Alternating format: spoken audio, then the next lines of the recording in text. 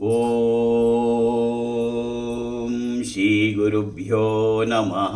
ಹರಿ ಓಂ. ಹಸನ್ಮುಖಾಯ ವಿದ್ಮಹೇ ಪ್ರೇಮರೂಪಾಯ ಧೀಮಹಿ ತನ್ನೋ ವಿರಜಾನಂದಃ ಪ್ರಚೋದಯಾತ್.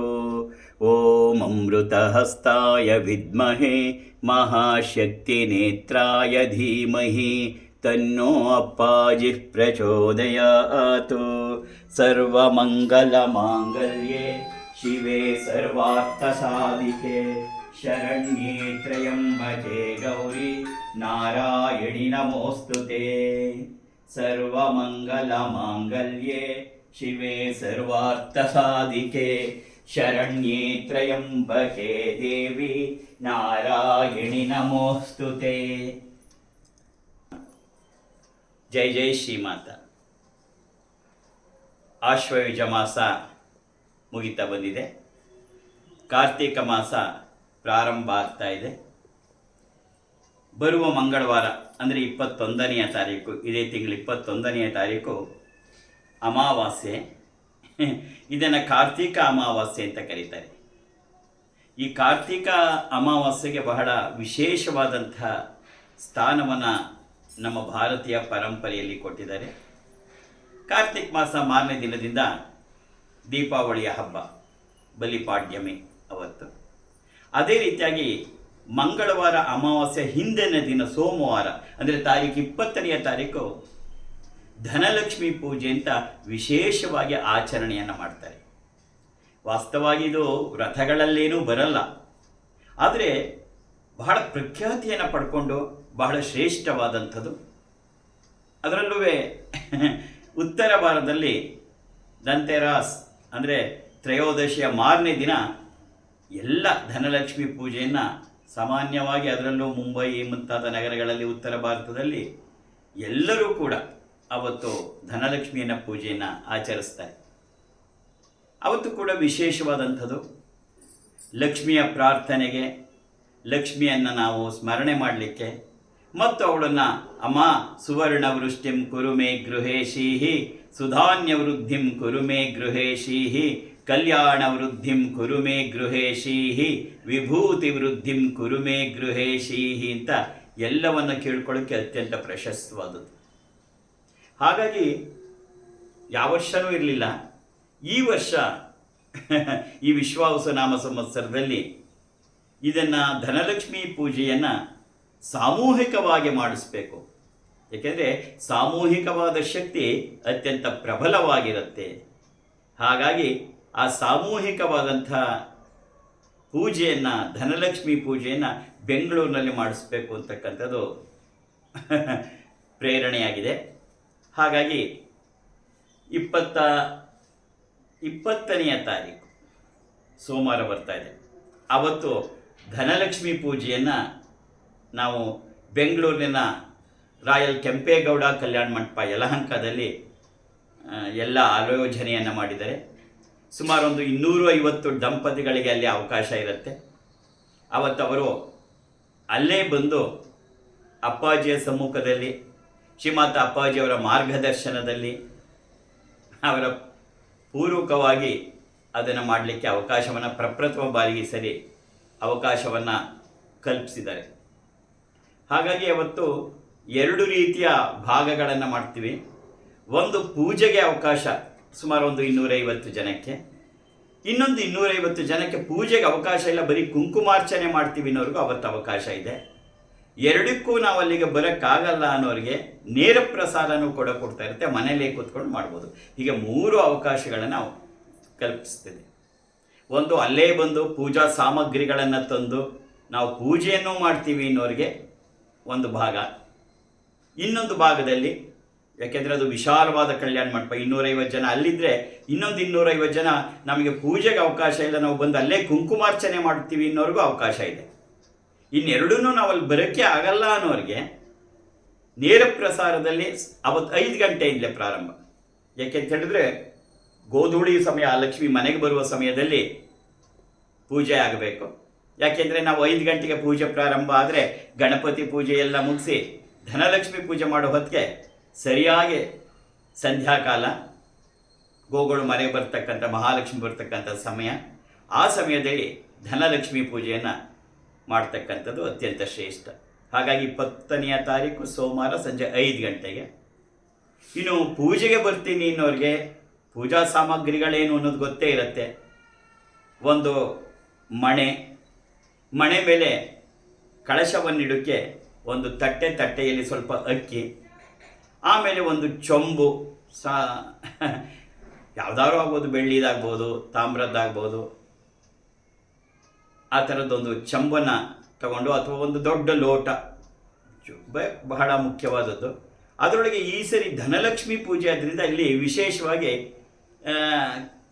ನಾಣ್ಯಗಳಿದ್ದರೆ ಮತ್ತು ಕೆಲವು ಕರೆನ್ಸಿ ನೋಟುಗಳೇನಿದೆ ಧನಲಕ್ಷ್ಮಿಯನ್ನು, ಆ ನೋಟುಗಳನ್ನು ಒಂದು ಸ್ವಲ್ಪ ಅದರೊಳಗೆ ಪೂರ್ಣವಾಗಿ ಅದನ್ನು ಹಾಕಿ, ನಾಣ್ಯಗಳನ್ನು ಹಾಕಿ, ಅದರ ಮೇಲ್ಗಡೆ ಒಂದು ತೆಂಗಿನಕಾಯಿ, ಅದನ್ನು ಜುಟ್ಟಿರ್ತಕ್ಕಂಥ ತೆಂಗಿನಕಾಯಿ, ಅದನ್ನು ಪೂರ್ಣವಾಗಿ ಒರೆಸಿ ಅದಕ್ಕೆ ಅರಿಶಿಣವನ್ನು ಸುತ್ತ ಲೇಪನೆ ಮಾಡಿ ಮಧ್ಯಕ್ಕೆ ಕುಂಕುಮ ಇಟ್ಟು ಅದಕ್ಕೆ ಕಳಶದ ಮೇಲೆ ಸುತ್ತ 5 ವಿಳ್ಳೆದೆಲೆ ಇಟ್ಬಿಟ್ಟು ಆ ವಿಳ್ಳೆದೆಲೆ ಮೇಲ್ಭಾಗಕ್ಕೆ ಕಳಶದಲ್ಲಿ ಇಡ್ತಕ್ಕಂಥದ್ದು. ಅದು ಕಳಶಕ್ಕೆ ಬಹಳ ಮುಖ್ಯವಾದದ್ದು. 5 ವಿಳ್ಳೆದೆಲೆ ಇಟ್ಟು ಒಂದು ಚೊಂಬು ಅಥವಾ ಕೊಡ, ಅದರಲ್ಲಿ ಒಳಗಡೆ ನಾಣ್ಯ ಅಥವಾ ನೋಟು, ಹೆಚ್ಚು ನಾಣ್ಯ ಸಿಗದರೆ ಸಂತೋಷ, ಸಿಗದೇ ಇದ್ದರೆ ನೋಟು. ಅದಾದ ಮೇಲೆ ಅದ್ರ ಮೇಲ್ಗಡೆ ಸುತ್ತ 5 ವಿಳ್ಳೆದೆಲೆ ಇಟ್ಬಿಟ್ಟು ಆ ವಿಳ್ಳೆದೆಲೆ ಮೇಲ್ಗಡೆ ಅರಿಶಿಣ ಹಚ್ಚಿ ಕುಂಕುಮ ಇಟ್ಟಿರ್ತಕ್ಕಂಥ ತೆಂಗಿನಕಾಯಿ, ಅದಕ್ಕೆ ಅಲಂಕಾರ. ಕೆಲವರಲ್ಲಿ ಮುಖವಾಡವನ್ನು ಧರಿಸ್ತಕ್ಕಂತಹ ಪದ್ಧತಿ ಕೂಡ ಇರುತ್ತೆ. ಅಂಥವರು ಮುಖವಾಡವನ್ನು ಕೂಡ ಅದಕ್ಕೆ ಧಾರಣೆ ಮಾಡ್ಬೋದು, ಅವರವರ ಅಭಿಪ್ರಾಯಕ್ಕೆ ತಕ್ಕಂತೆ. ಕಳಶಕ್ಕೆ ಅಣಿಯನ್ನು ಮಾಡಿಕೊಂಡು, ಇನ್ನು ವಾಸ್ತವವಾಗಿ ದೀಪದ ಕಂಬವನ್ನು ಹಚ್ಚಕ್ಕೆ ದೀಪದ ಕಂಬ, ಅದಕ್ಕೆ ಬೇಕಾದಂತಹ ಎಣ್ಣೆ ಬತ್ತಿ ಇವುಗಳನ್ನು ತಗೊಂಡು ಪ್ರಾರಂಭ ಮಾಡೋದು ಗಣಪತಿ ಪೂಜೆ. ಆದ್ದರಿಂದ ಗಣಪತಿಯ ವಿಗ್ರಹ ಇದ್ದರೆ ತರಬಹುದು, ಇಲ್ಲಾದರೆ ಒಂದು ಬೆಲ್ಲದ ಚೂರನ್ನೇ ಇಟ್ಟು ಗಣಪತಿ ಅಂಥೇಳಿ ಗಣಪತಿ ಪೂಜೆಯಿಂದ ಪ್ರಾರಂಭ ಆಗುತ್ತೆ. ಇನ್ನು ಪೂಜೆಗೆ ಬೇಕಾಗ್ತಕ್ಕಂಥ ಅರಿಶಿನ, ಕುಂಕುಮ, ಅಕ್ಷತೆ, ಮಂತ್ರಾಕ್ಷತೆ, ಸ್ವಲ್ಪ ಬಿಡಿ ಹೂವು, 1-2 ಮಾರು ಹೂವು, ಗಂಧದ ಕಡ್ಡಿ ಮತ್ತು ಕರ್ಪೂರ ಮಾಡೋದಕ್ಕೆ ಕರ್ಪೂರಕ್ಕೆ ಆರತಿ, ಇವುಗಳನ್ನು ತಗೊಂಡು, ಜೊತೆಗೆ ಕಳಶ ಸ್ಥಾಪನೆ ಮಾಡಲಿಕ್ಕೆ ಪಂಚಪಾತ್ರೆ ಅಥವಾ ಉದ್ಧರಣೆ. ಪಂಚಪಾತ್ರೆ ಇದ್ದರೆ ಶುದ್ಧವಾದ ಲೋಟ ಮತ್ತು ಒಂದು ಉದ್ಧರಣೆಯನ್ನು, ಚಮಚದ ರೀತಿಯ ಉದ್ಧರಣೆಯನ್ನು ತಂದರೂ ಆಗುತ್ತೆ. ಜೊತೆಗೆ ನೀರನ್ನು ಬಗೆಸ್ಕೊಳ್ಳೋಕ್ಕೆ ಒಂದು ನೀರನ್ನು ಹಾಕಲಿಕ್ಕೆ ಅರ್ಘ್ಯ ಪಾತ್ರೆ ಅಂತ ಕರಿತೀವಿ, ಆ ಅರ್ಘ್ಯ ಪಾತ್ರೆ. ಮತ್ತು ನೈವೇದ್ಯಕ್ಕೆ ಏನಾದರೂ ಏನೂ ಇಲ್ಲದೇ ಹಣ್ಣು ಆಗುತ್ತೆ, ಆದರೆ ಅವಕಾಶ ಇದ್ದವರು ಬೆಲ್ಲದ ಅನ್ನವನ್ನು ಒಂದು ಮಾಡಿ ಡಬ್ಬಿಯಲ್ಲಿ ಹಾಕ್ಕೊಂಬಂದರೆ ಮಹಾ ನೈವೇದ್ಯಕ್ಕೂ ಕೂಡ ಆಗತ್ತೆ. ಇದೆಲ್ಲವನ್ನು ಮಾಡ್ತಾ ತಾಯಿಯನ್ನು, ಧನಲಕ್ಷ್ಮಿಯನ್ನು ಶಾಸ್ತ್ರೋಕ್ತವಾಗಿ ಷೋಡಶೋಪಚಾರ ಪೂಜೆಯನ್ನು ಮಾಡಿ ಅಮ್ಮನಿಗೆ, ಮಹಾಲಕ್ಷ್ಮಿಗೆ, ಧನಲಕ್ಷ್ಮಿಗೆ ಅವತ್ತು ಲಕ್ಷ್ಮೀ ಹೃದಯಪೂರ್ವಕವಾದ ಪೂಜೆ. ಅಂದರೆ ಆ ಕಳಶ ಸ್ಥಾಪನೆಯ ಪೂಜೆಯ ನಂತರ ಕುಂಕುಮಾರ್ಚನೆ ಕೂಡ ಇರುತ್ತೆ.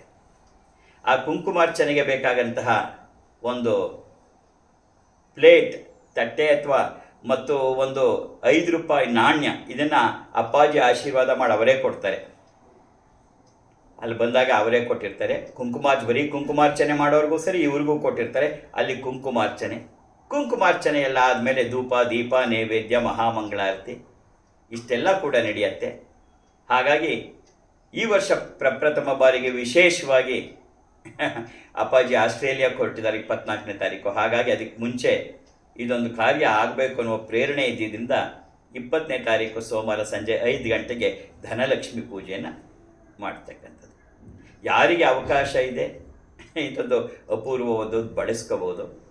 ಅನಿವಾರ್ಯವಾದವರು ಮನೆಯಲ್ಲೇ ಕೂತು ಲೈವಲ್ಲೂ ಕೂಡ ಕುಂಕುಮಾರ್ಚನೆ ಅಥವಾ ಪೂಜೆ ಮಾಡೋರು ಪೂಜೆಯನ್ನು ಕೂಡ ಮಾಡಬಹುದು. ಎಲ್ಲಕ್ಕೂ ಅವಕಾಶ ಇದೆ. ಇದಿಷ್ಟು ಸೋಮವಾರದ ಧನಲಕ್ಷ್ಮಿ ಪೂಜೆಯ ವಿವಾದಗಳು. ಇನ್ನು ಮಾರನೇ ದಿನವೇ ಸೋಮವಾರ ಅಮಾವಾಸ್ಯೆ. ದೀಪಾವಳಿಯ ಅಮಾವಾಸ್ಯೆ ಬಹಳ ಶ್ರೇಷ್ಠವಾದದ್ದು ಮತ್ತು ಅಮಾವಾಸ್ಯೆಗಳಲ್ಲಿ ಶಕ್ತಿ ಪ್ರಧಾನವಾದದ್ದಿರುತ್ತೆ. ಆದರೆ ದೀಪಾವಳಿ ಅಮಾವಾಸ್ಯೆ ವಿಶೇಷವಾದದ್ದು.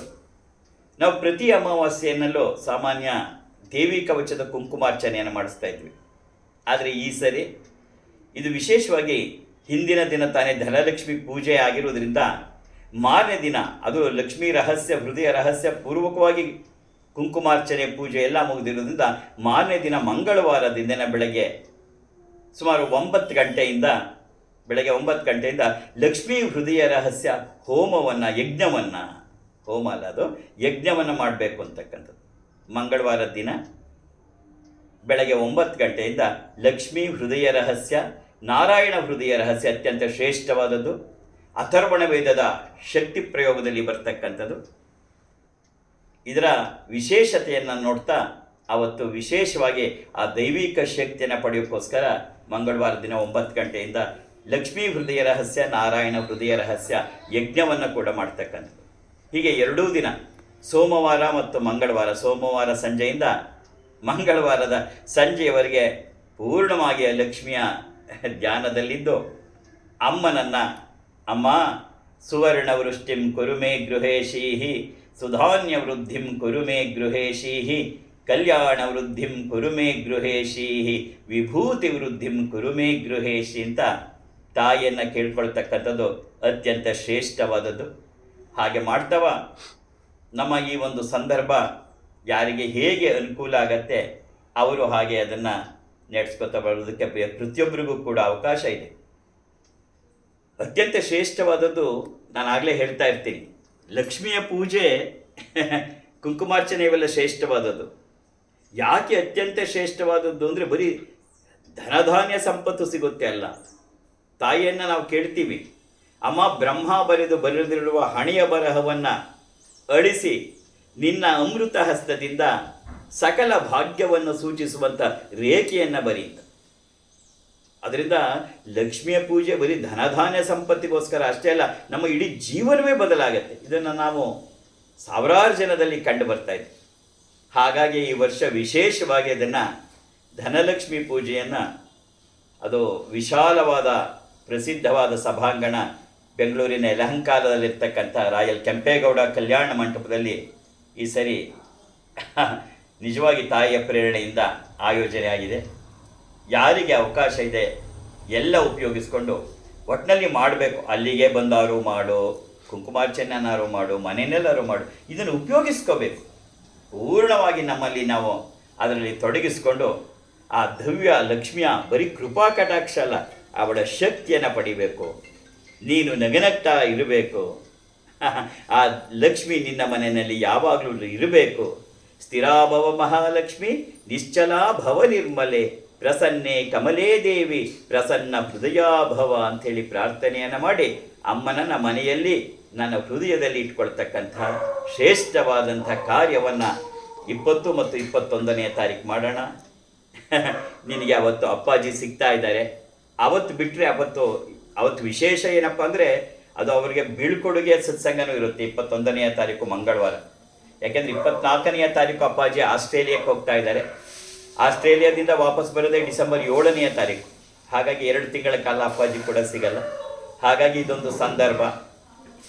ಈ ಸರಿ ವಿಶೇಷ ಏನಪ್ಪ ಅಂದರೆ ಈಗ ಆಸ್ಟ್ರೇಲಿಯಾಕ್ಕೆ ಹೋದಾಗ ಸಿಡ್ನಿಯಲ್ಲಿ ನವೆಂಬರ್ 27ನೇ ತಾರೀಕು ಅಲ್ಲೂ ಕೂಡ ಲಕ್ಷ್ಮೀ ಹೃದಯ ರಹಸ್ಯ ಹೋಮ ಇದೆ.